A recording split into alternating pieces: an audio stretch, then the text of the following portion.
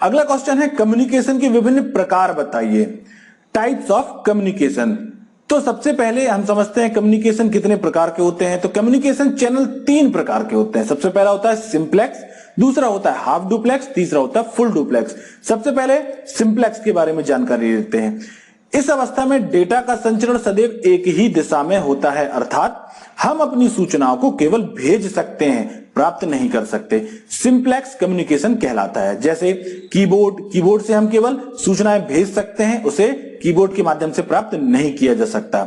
इसी प्रकार से जो दूसरा इसका प्रकार है वो है हाफ डुप्लेक्स। इस अवस्था में डेटा का संचरण दोनों दिशाओं में होता है, लेकिन एक समय में एक ही दिशा में संचरण होता है। इस अवस्था में हम अपनी सूचनाओं को एक ही समय में या तो भेज सकते हैं या प्राप्त कर सकते हैं। जैसे हार्ड डिस्क से डेटा का आदान प्रदान हाफ डुप्लेक्स अवस्था में होता है।